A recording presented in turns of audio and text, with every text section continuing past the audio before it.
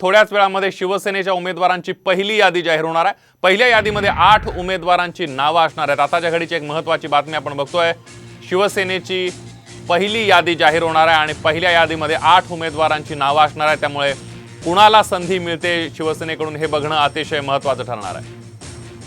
संभाव्य उमेदवारांची यादी एक नजर टाकूया। त्यामध्ये राहुल शेवाळे दक्षिण मध्य मुंबई, त्यानंतर श्रीकांत शिंदे कल्याण डोंबिवली, राजू पारवे रामटेक, प्रतापराव जाधव बुलढाणा, भावना गवळी यवतमाळ वाशिम, हेमंत पाटील हिंगोली,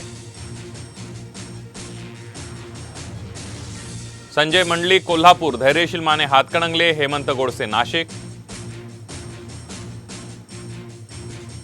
श्रीरंग बारणे मावळ आणि सदाशिव लोखंडे शिर्डी अशी संभाव्य उमेदवारांची यादी आहे।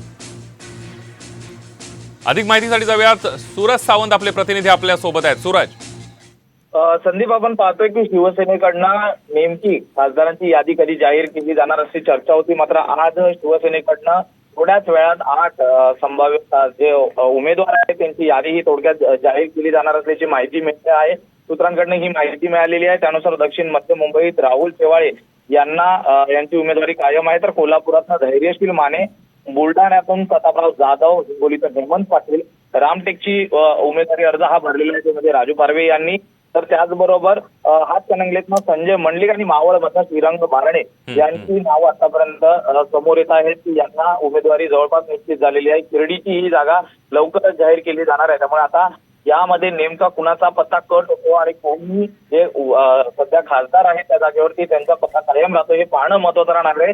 अगदी थोड्याच वेळात ही यादी जाहीर होणार असल्याची माहिती मिळत आहे। अगदी सूरज, धन्यवाद दिलेल्या सविस्तर माहितीबद्दल।